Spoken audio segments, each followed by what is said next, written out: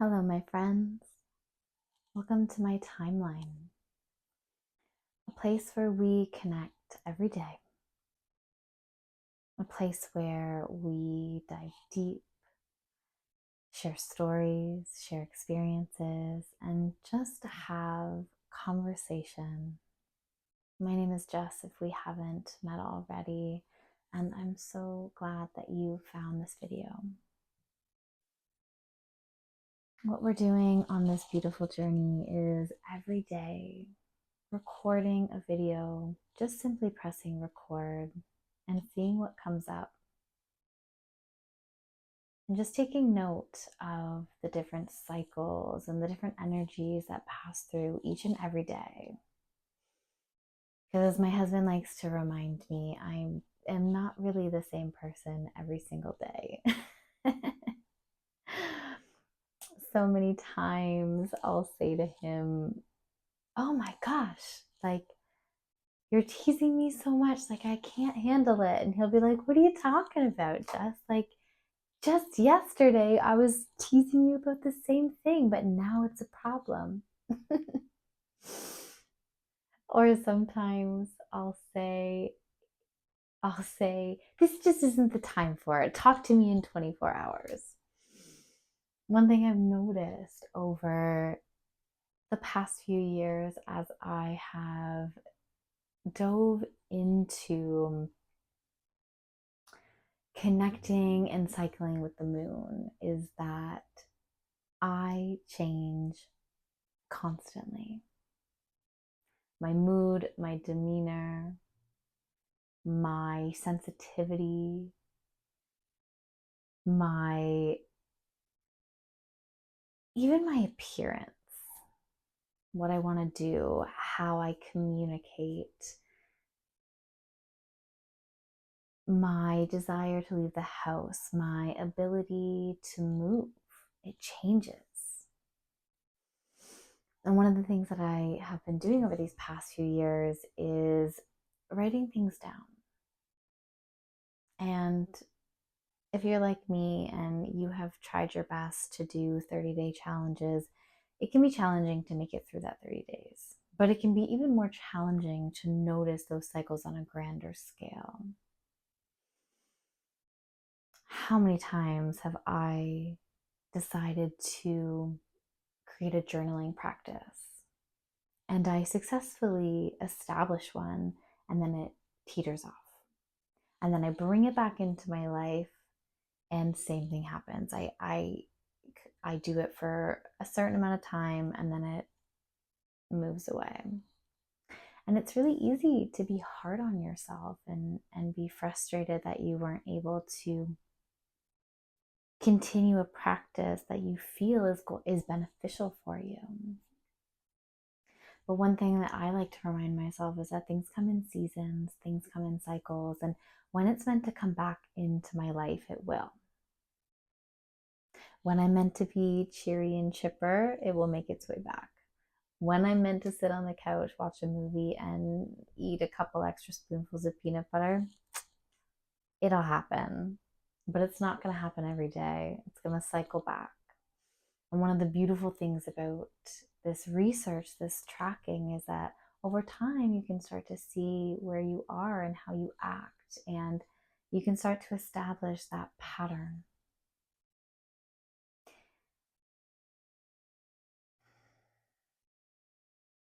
I am so grateful that we're coming into the third month of this timeline series. And so I now have 2 full moon cycles to look back on and see what was happening during this time last month.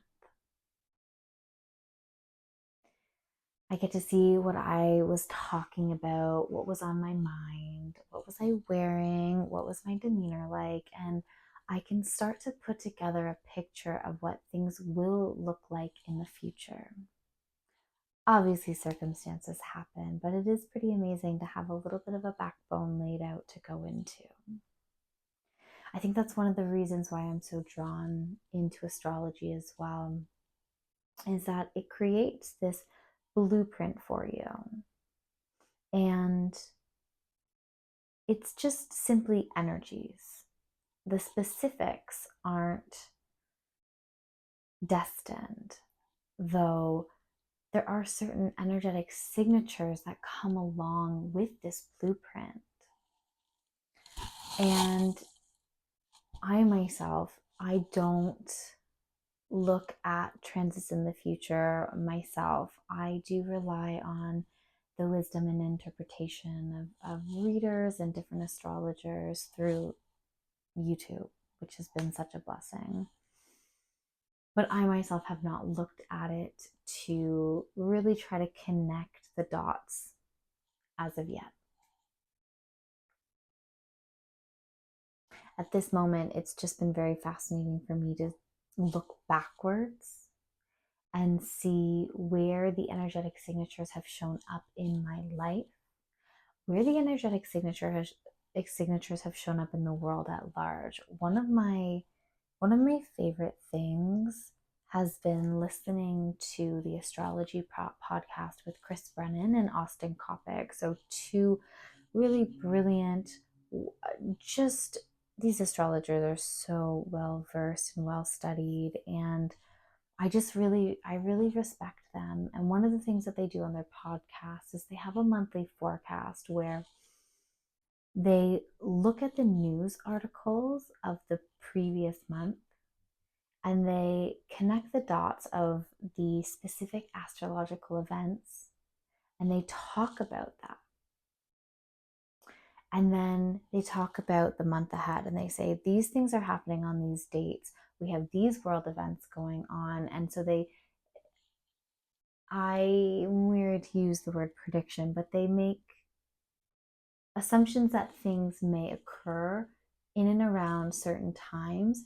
And because of the energetic signatures, they might have this specific flavor. And then the next month, they talk about whether or not those things came to pass. And quite often, what you notice is that they're pretty darn spot on. And it makes you think, okay, so there must be some rhythm, some cyclical nature. And by using the events of the past, we can, in theory, predict the flavor of the future. It's fascinating.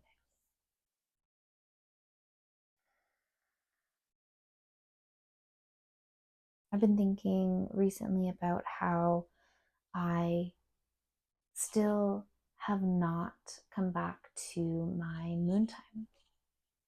It's been officially 2 years now in a month. And one of the things that I noticed right away with becoming pregnant was that I felt that my connection to the moon was like severed. I had been tracking my cycle and learning to be in tune with the moon's energies, and becoming pregnant basically felt like it stopped that. It felt like I had no connection whatsoever to the moon, and it was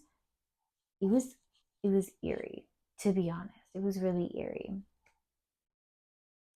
And then even up until this point, I can feel the connection coming back in, but it's not like it used to be. And it's been a fascinating journey just navigating what feels like a severing of the tie to that planet.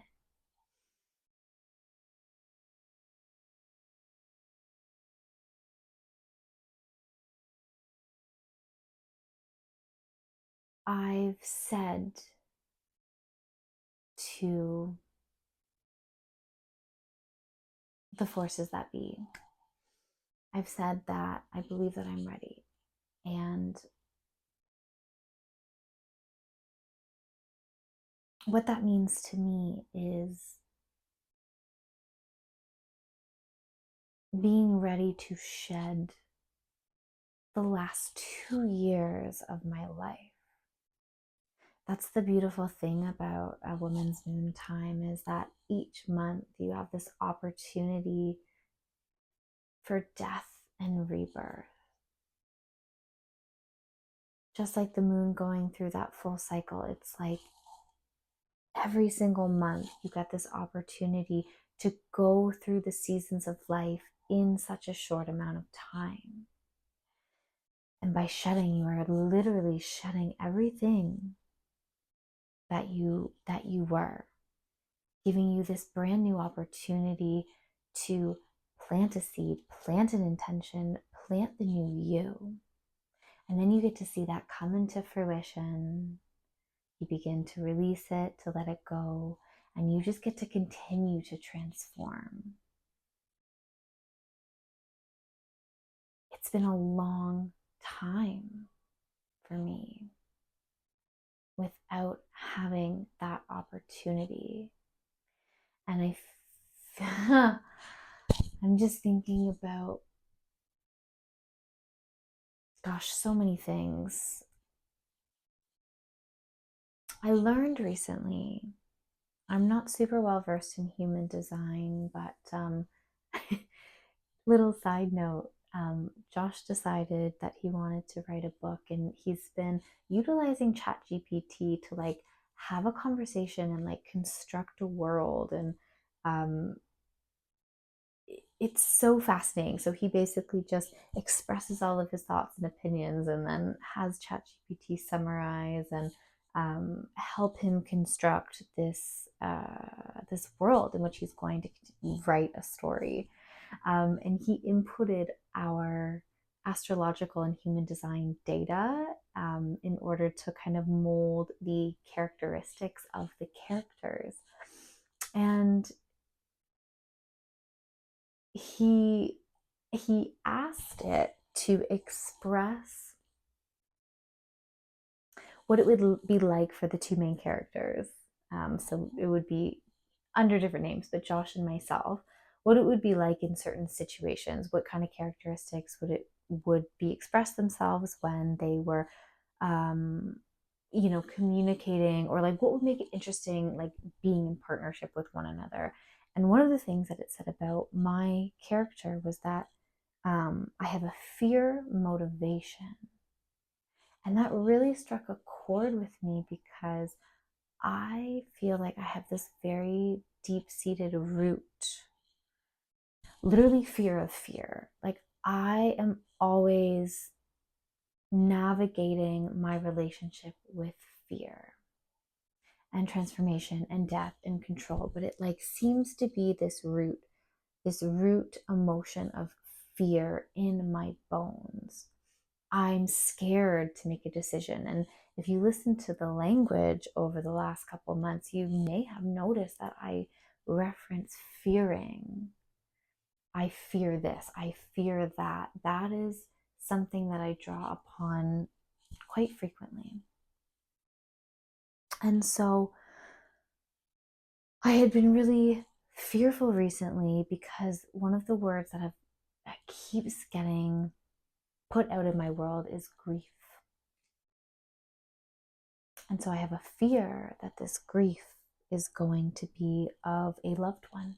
You know, navigating that is never a good time, right? It's a lot to handle. And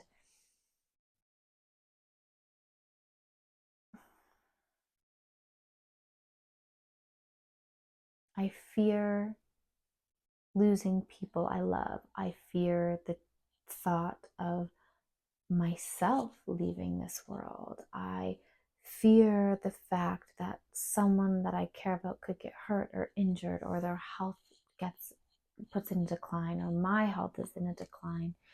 And I was just thinking how there's also grief in saying goodbye to the past version of yourself.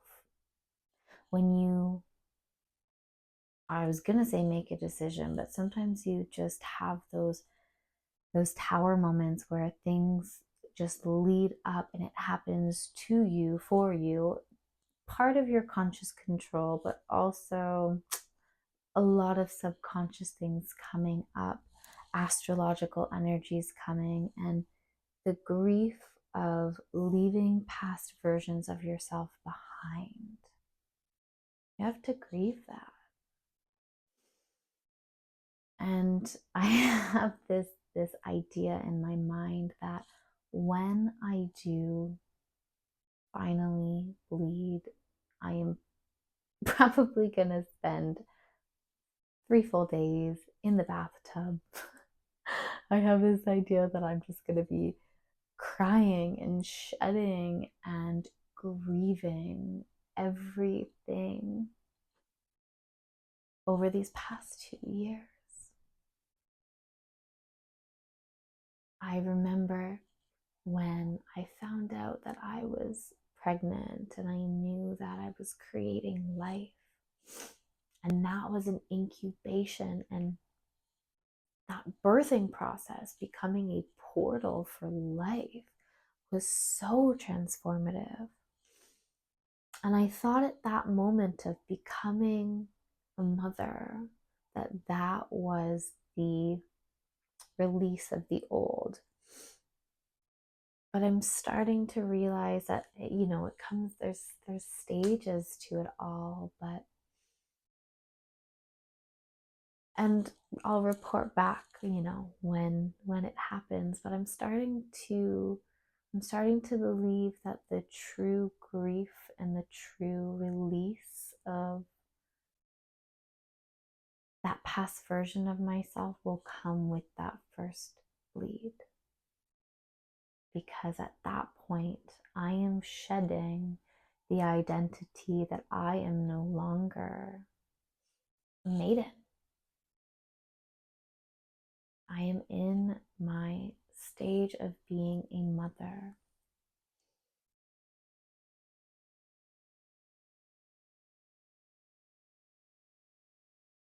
And I'm excited. I'm scared in a way, but I'm excited. I think it's going to be beautiful and magical and transformative. And I think it's going to just be this part of my journey that I want to say creates a portal into this new stage of life. Then I can start connecting back with the moon. I can start to cycle and have these more consistent, transformative moments. Taking everything that I've learned in this, and it feels like even though I've been through this process, it feels like this has been part of the incubation, the initiation phase, I learned this really, was it this felt? I have to look into it again, but the process of the caterpillar turning into goo before transforming into a butterfly. Turning into goo.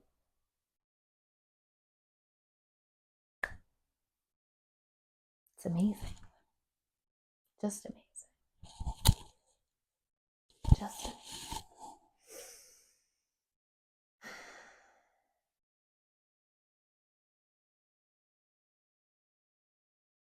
I hope everyone's having a beautiful day.